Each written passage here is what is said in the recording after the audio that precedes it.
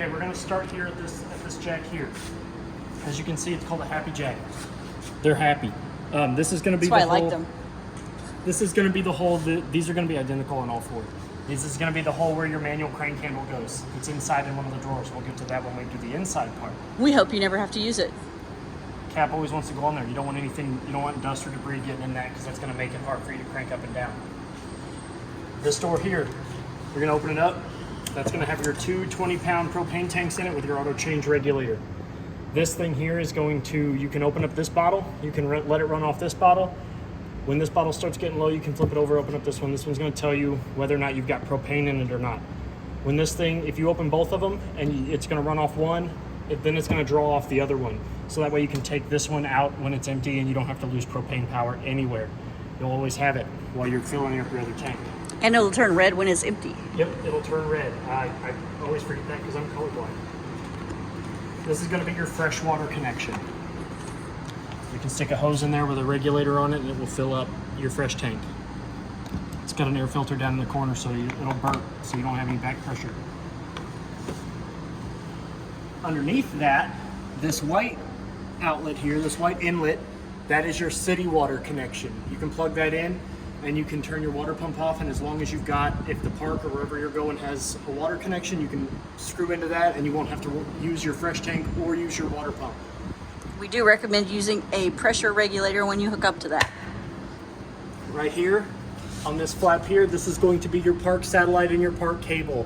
If the park that you're going to has both of those as an option, recommend keeping this closed when you're not in use. Up here, we've got your 36-foot, 50-amp power cord. It's plugged in. You push it in, you give it a quarter of a turn, and then you tighten this down. That'll keep all the weather out of it. And it has a groovy light on top to show that you have power coming through it. When that red light's on, that means you've got power, and the other end has a green light on it, which shows you that it is wired correctly wherever you have it plugged in at. The next thing is going to be your, underneath here, is going to be your black tank flush. When you are ready to leave the campsite, you plug the hose and regulator up to this one, and it'll flush your black tank. You want to make sure you've dumped your black tank first. Yes, you want it to be empty. This is your Truma hot water heater. This is going to, it looks complex, but you just power on, that's going to turn it on. You're going to see a green light. That green light means that it is engaged. When you go to turn your hot water heater on, you'll hear it click a couple times. That means it's igniting on gas. You always want to make sure that this is turned on before you go to activate your hot water heater. The Truma system is awesome. This is going to be your outside shower with a retractable cord and a sprayer attached to it. That will sit nicely up in there, and it pushes to close. Down here in this little compartment, this is where your gray valve is at and your black tank valve. These are what you're going to pull and close to open and shut that valve when you go to dump your tanks. The pipes on the side of it, the hoses here, the red is your hot water drain point, low water drain point, and the blue one is your cold water drain point, and the other one is your fresh water drain. It's kind of tucked back in there behind everything else. That's where you're going to drain your fresh water at. And then these hoses tuck back in here, and the compartment closes. You come around to the back here, and this is another one of those, the Happy Jacks that I was referencing before. It's got the same port on the side of it. You take that little cap off, and that's going to be where you stick the crank handle. You've got a door catch mechanism here on the back that will hold the door open while you're using the camper, or if you want to keep it open. You've got your lights at the top. We'll get to those when we get inside. I'll show you which switches control those. You've got a door here with a screen door with a shade that pulls down and locks into this little catch here. It does have a keypad on the front of the door, so you can lock it with a code. For whatever reason you forget the code, there is a default code on the inside of the door. You will use that to always set your default. You've got a collapsible door handle. This door here will open up to the 2500i LP generator, deciding if you want to go camping off grid. This runs off of propane. You always want to make sure that your propane's filled before you go to turn this on. You'll turn the black knob into the open position that will open your propane tubes. There is the igniter switch for the generator inside up by the control panel. Here is your foldable ladder. There is a catch on this side. You just lift that catch up, and that will allow the ladder to fall down. And you want to make sure that the two tabs on the male end of the ladder fit snugly into the rubber female ends. And you'll hear an audible click. If we come around to this side of the camper, this is one of your two carpeted compartment doors here. Nothing really in there yet. Snacks. Snacks. More snacks. Same on this side. Over here, we've got a charging port. In case you need to, jump the camper, you just plug your jumper cables up to that, and that will supply juice to the jacks if you need to. If for some reason the battery's dead, or for some reason you just can't get any juice to it, this is going to be where you jump that at. And that just fits snugly like that. These are your vents for your furnace and your refrigerator. This is going to be also for your furnace. This is where hot air comes out at. Don't touch this part. It gets really hot. You've got your fourth and final jack on this side. Before we go inside, these covers here, if you ever go to wash this, do not scrub these. These are acrylic. They will scratch very easily, so just mind that. You can just hand buff them with a microfiber towel and they won't scratch. So now we'll go to the inside and we'll go over all of the accoutrement that's on the inside. But I kind of want to show you how to do this manual awning first. So this is going to be underneath your mattress. This is the arm that's going to allow us to grab that if you're not tall like I am.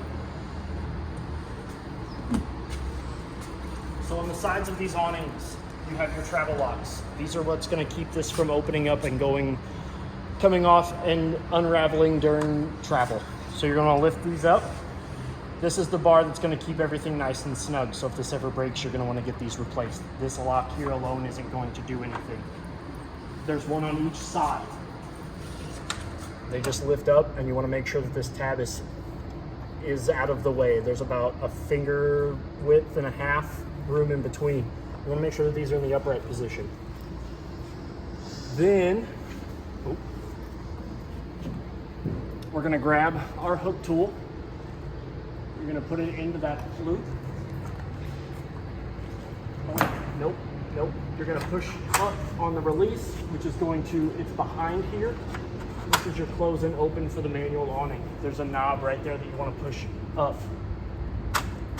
That's going to unlock the tube to be able to be pulled down. You're going to pull this down. Once you get it where you can grab a hold of that black strap, you're going to take a hold of that and you're going to pull it down. You want to make sure that black strap stays in the middle. So then, you want to lift up on this part here, which is going to release the catch on the awning arm. You're going to want to bring these up just a hair and kind of work your way through doing that in a combination to pull these down.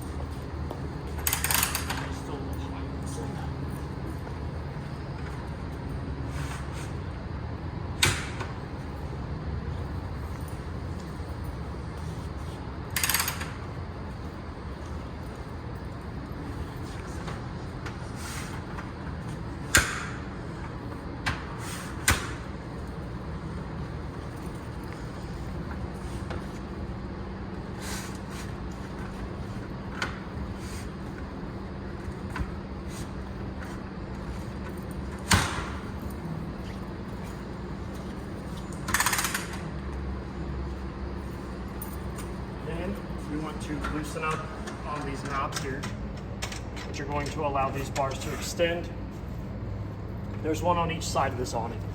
You're gonna wanna untighten these, which is gonna let this bar swing out, which is gonna let this come out even further.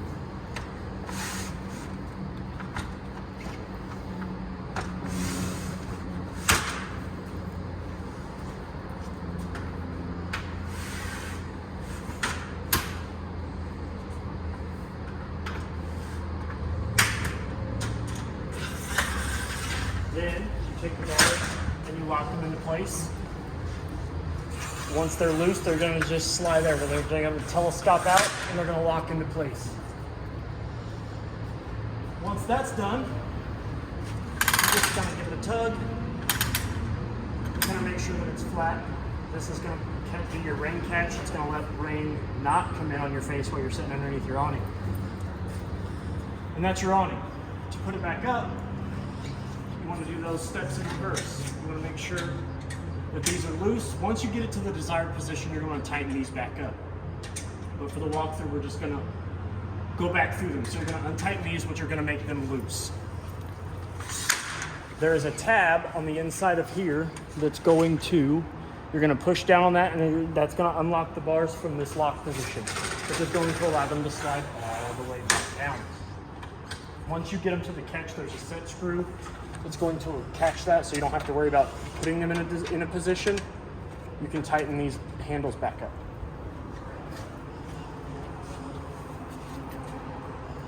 A little silver tab, slide these bars in, little catch, tighten the arm back up, and then you continue to work the arms down to the desired position. And I do about halfway. Halfway's the safe part.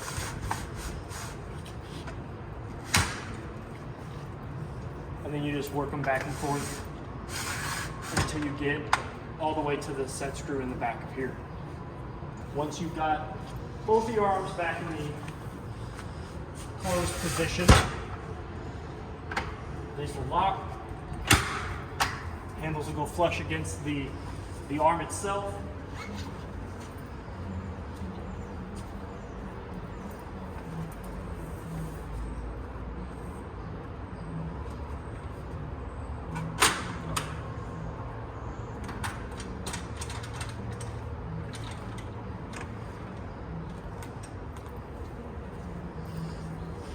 You'll come back over here to the knob, which is going to unlock and lock it. You will want to hold this black cord while you're doing this, because if not, this is going to fly up and it's going to cause damage to you, most importantly, or the top of the camper. Once you have a firm hold onto the strap, you're going to close this, which is going to pull on that tab right there.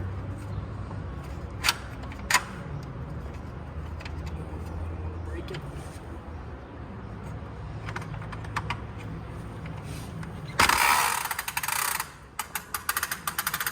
And the more even you'll get this black strap as it goes up, you're better off. Once that goes all the way to the top,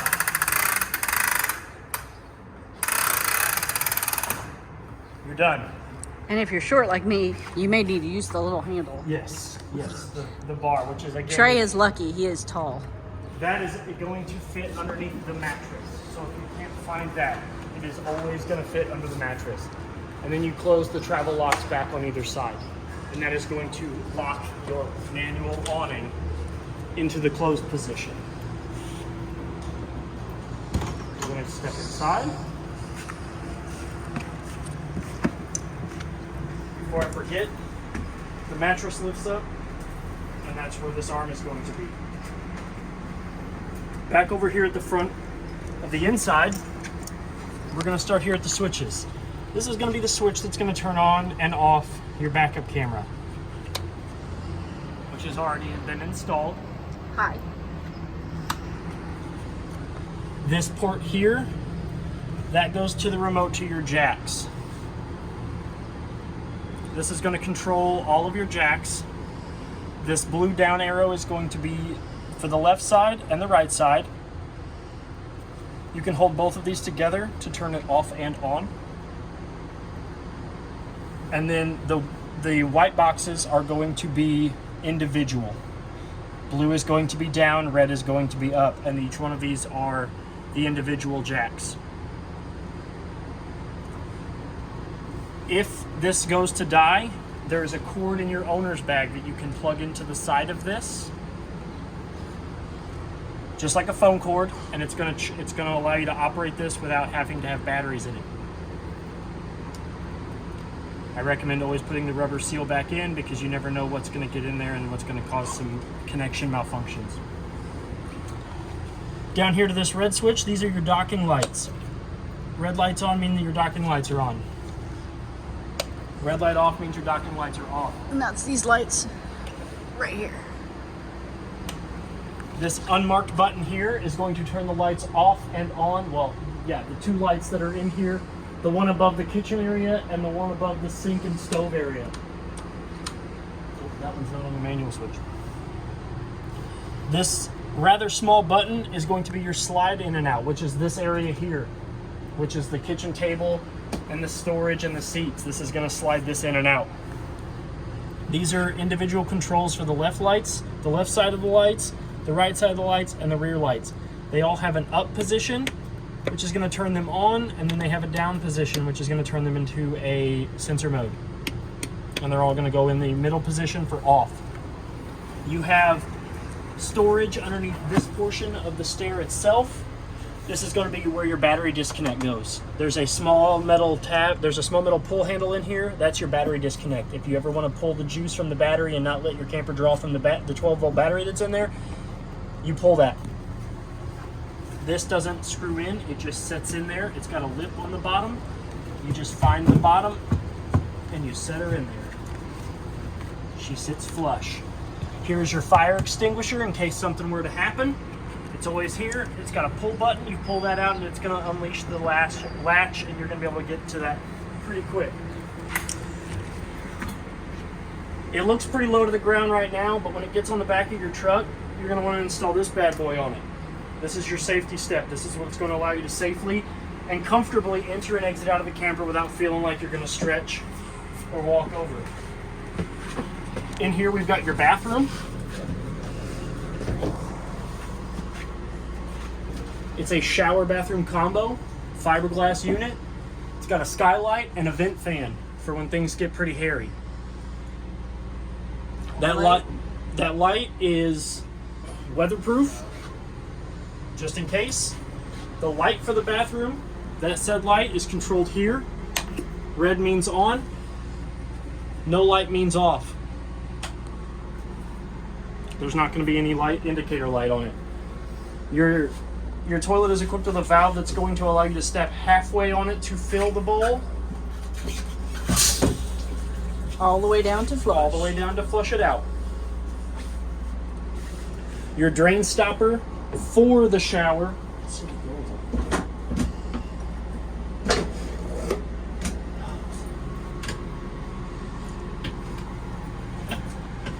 We will find it for you. Probably put them in the bag. The drain stopper is going to have a silver screw on it. That's going to allow you to screw that drain stopper in there and keep it in there without having to lose it. The stopper for the sink is just a standard drop-in stopper. It's going to stop at a certain point. It's going to keep your water from draining if you would ever need for that. This is a waterproof hatch to get into the pipes underneath the sink and the faucet. You're going to want to pull this ring out and you're going to want to turn it, and that's what's going to unlock that door. That's got your toilet paper holder in there too, to keep your toilet paper from getting all wet. Nobody wants a wet touch. Nope. You've got a shower curtain here that's on a rail system. And these snaps here that are all around the corners of your vents and your skylight. In this storage container here, there are vinyl covers for every vent and every skylight in this unit. They all just snap onto these silver snaps, and it will keep these closed permanently. You can remove those, and then you can just put them in wherever you decide to keep them at. This shower curtain here is held with a ring that is attached to the inside of the wall. You just kind of feed it in there, and the door is locked and controlled by this little white button here. When it is closed, the jaws of life keep that bathroom door shut. If you're going to shut this door, I recommend turning the fart fan on. You've got storage here, which is a closet in case you want to put your clothes. It's got a curtain rod up in, or a closet rod up in there for you to hang hangers on. The light is controlled by the tab that when the door is shut, the tab is pushed in and the light turns off. So you don't have to worry about turning that off and on.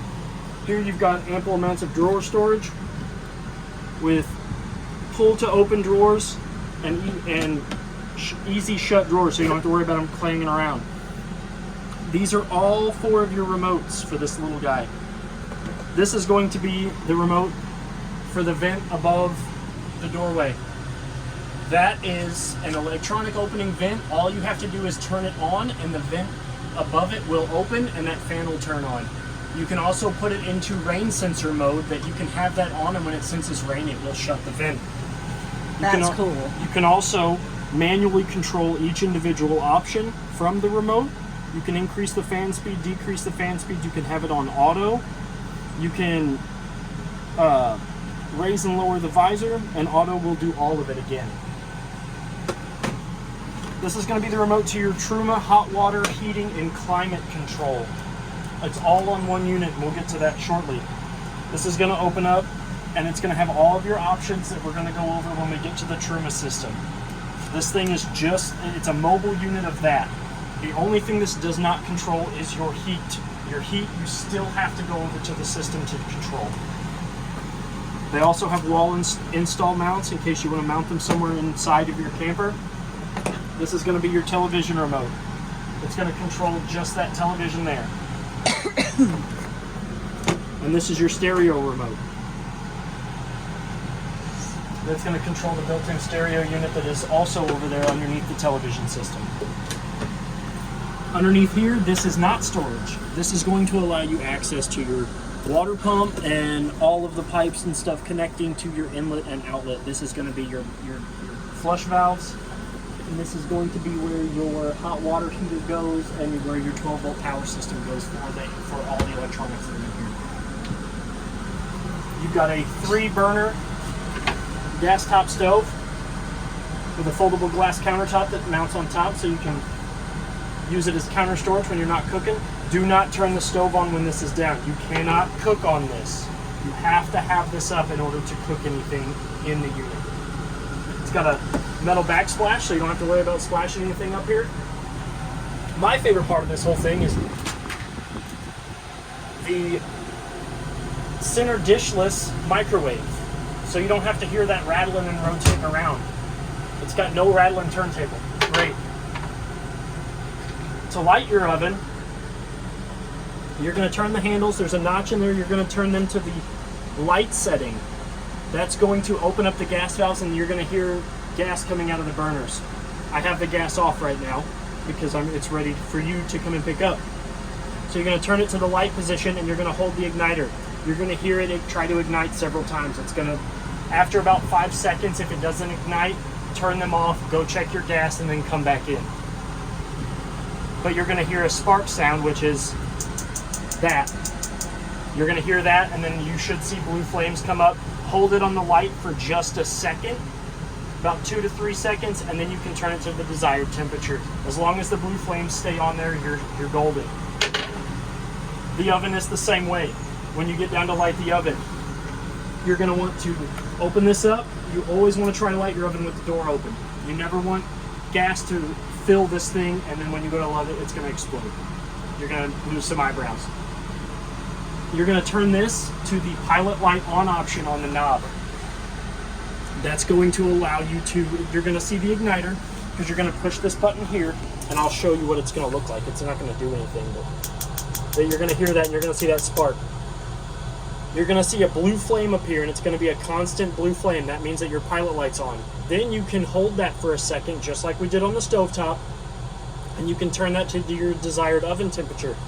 After a few seconds of the pilot light being on and you having it on pilot light, you're going to watch that element glow blue, and it's going to ignite, and it's going to follow all the way down until it reaches to the front end of the igniter. That means that your oven is on. Then you can set it to the desired temperature, and you can go about your day.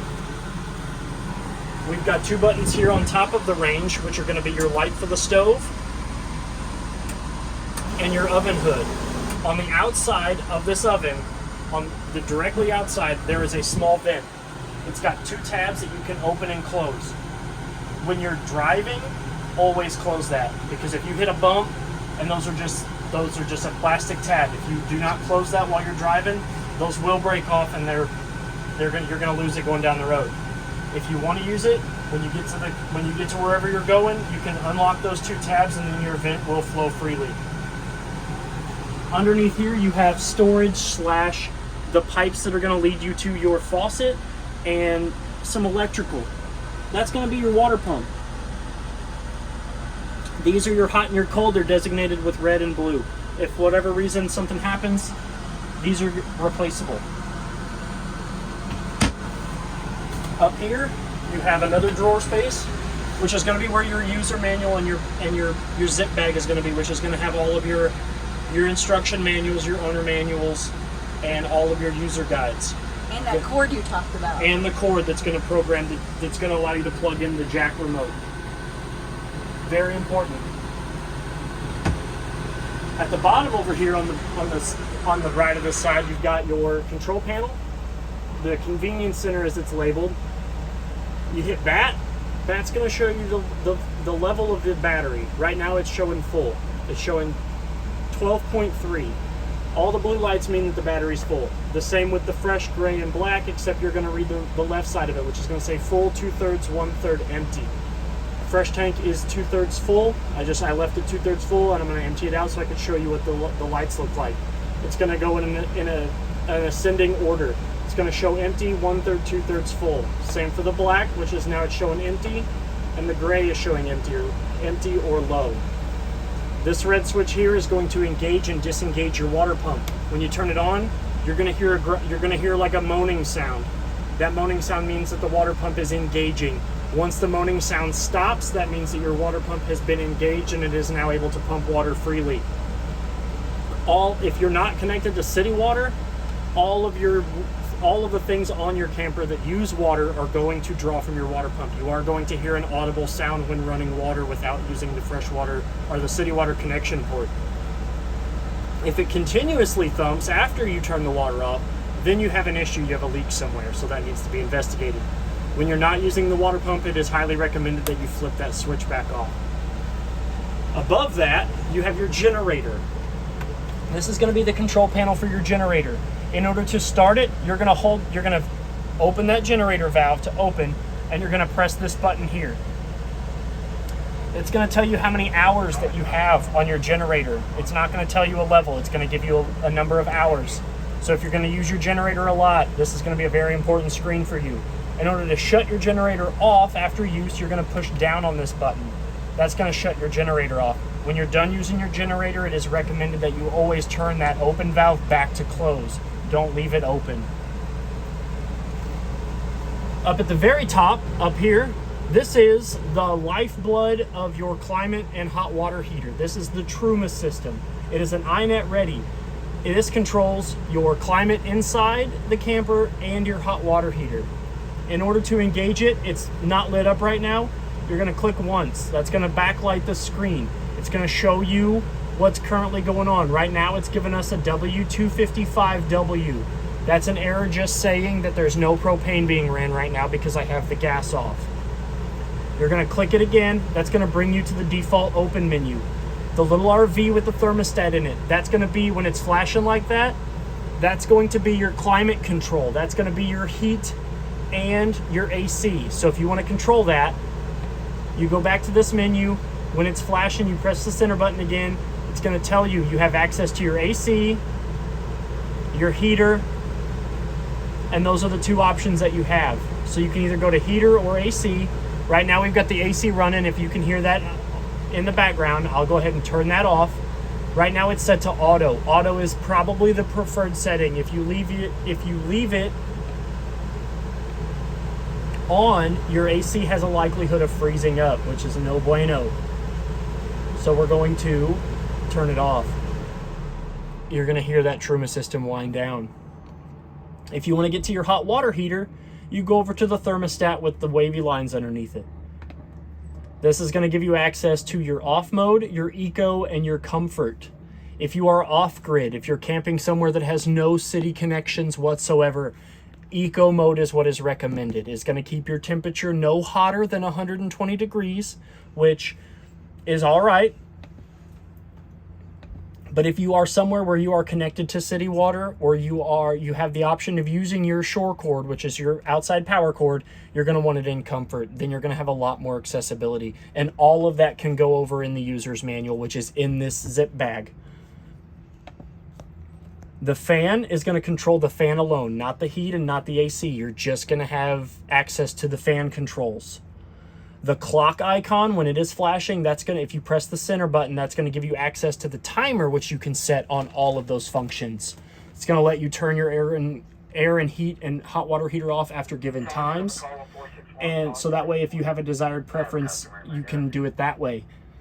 The triangle with the exclamation point is just what that is. It's a triangle with an exclamation point. In any situation, that's going to be a warning sign. If there's anything going on with this, you're going to want to go to the flashing exclamation point, and that's going to give you what your error code is.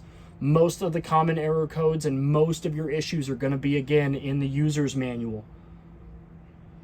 If you go over to the clock icon, that's going to allow you to just change the time, which once you unplug from your shore cord, it's going to go off again. So I'm going to let you program that, so that way you can, for some reason, if you want to go to East or Western time, you can change that. The wrench icon is going to be your settings. Once you go off into that, you can go into your settings. I highly recommend that unless you just kind of want to go in there and fidget, I really don't recommend going through these settings. It's not really relevant that the settings get messed with. And then you can hit the reverse arrow to get back out into the main screen. Up here, you have your nice big large mattress. This above it is going to be a skylight. You can grab a hold of this handle here and you can open it up, and it's going to open you up to the outside sky. Which then this up here also has a handle that's going to open up. It's going to allow this to tip one way or the other. It's going to allow it to open up one way, and you can get some air in here. It's also got a shade option if you want to see the skylight, but you don't want bugs in. Nobody wants mosquitoes right at night. So that's the other option. You've got a slide switch light up here that once you turn that on, you're going to have that option to turn that off and on. Oh, I've messed it up. I thought I was the only one that did that. Nope. There we go. The two lights that are above the head of the bed, there's a metal ring. There's a white ring with a metal button in the center of it. Those are touch controls. You've got two options on those. You can either light one up, which is going to illuminate the sconce itself, and those are on arms, so they are movable. You can rotate the directional light, and then the other one is there's an underlight under that, which is going to give you a soft ambient glow for those special nights. You've got a small drawer on the master bedrooms, or on the suite side, and then on the other side, you've got a large drawer that opens up into much larger storage if you have a CPAP machine or anything. You want the person who likes snacks on that side. Yes. Up here, you can't see it, but there is a 110 outlet and a USB combo. There's an outlet up here that's got a USB port, and it also has I'm ignorant, but I don't know the name, a cigarette lighter. The port. 12 volt. Yes, the port. 12 volt port. Got it. It's got one of those on there as well. And then again, it's got the 110 on this side. On this side of the mattress, which you can't see because you have to crawl all the way up here if you want, there's a single 110 outlet over here. It's got two ports, but it's just the outlet. There's no USB on this side. On right here, you've got a closet space. It's got two sliding doors, so if whatever your preferences is, if you want to open it from the left, you can open it from the left. If you want to open it from the right, you can open it from the right. It does have, again, a rod up there for you to hang your hangers on in case you don't like your clothes wrinkly. It's got a privacy curtain here, and it also has a king jack antenna manipulator up here, which you can turn to kind of rotate your antenna in case you're getting some spotty channels. And a fire exit window too, just in case. Yep, just in case you have to bail out of this thing. We recommend feet first. Behind the television, you have, I don't really know what's the proper way to get up there. You have the 12 volt port, which is powering your television. You also have two HDMI ports here, and two HDMI ports in case you want to plug in something, in case your cable goes from HDMI or you want to plug in a video game system or something else. You can plug that in, or you can have access to the back of your TV, which the user's manual bag is going to have your auxiliary cables in it as well, in case you need to plug up like a DVD player or something. There's also an antenna button.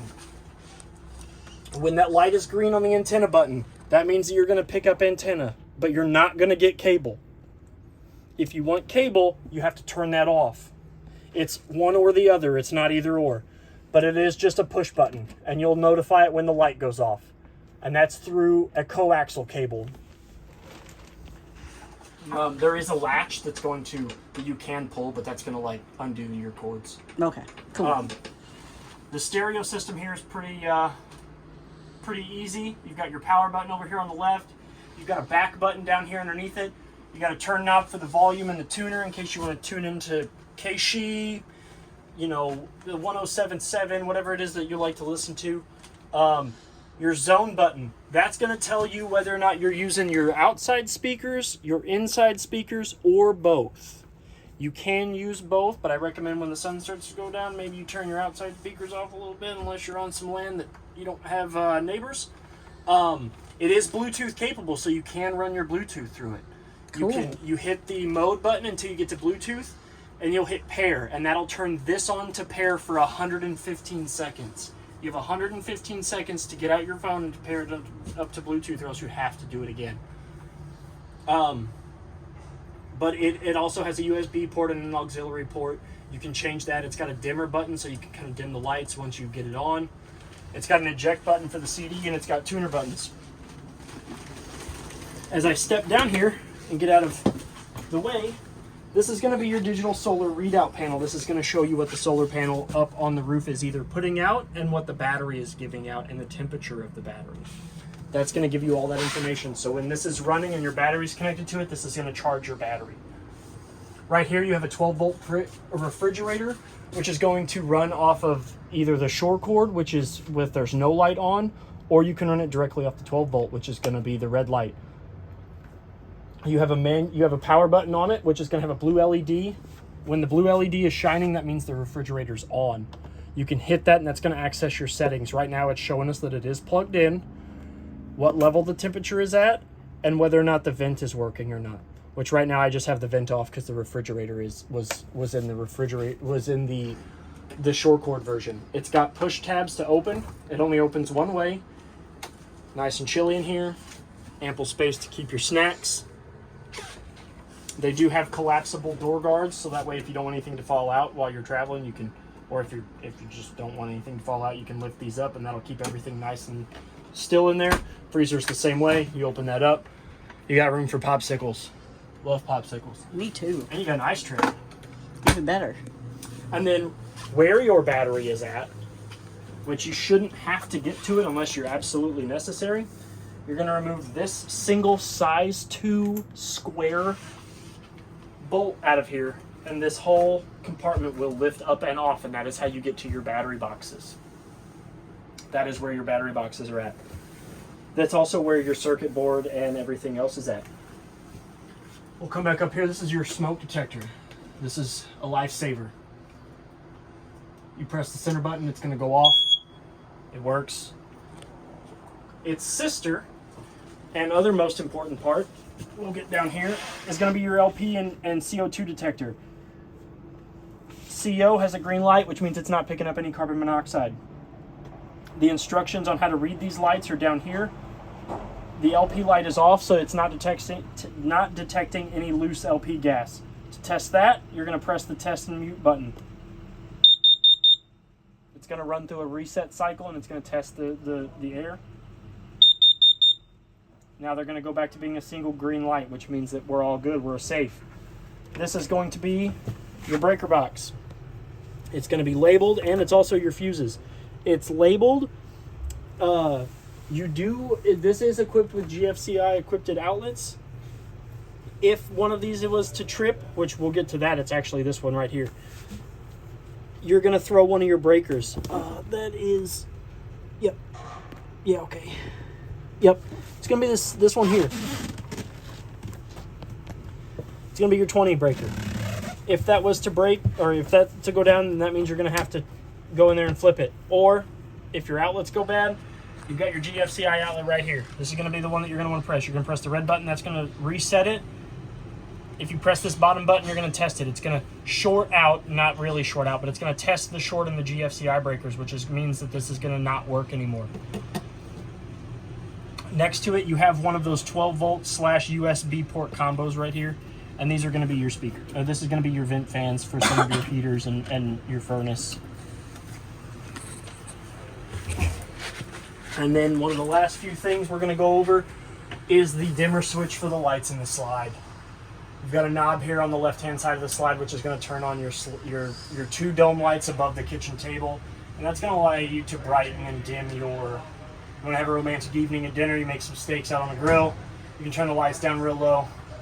You want them bright, you want to have breakfast in the morning, wake up after a long day, turn them bright, leave them on, and then you'll hear it click and those will go off.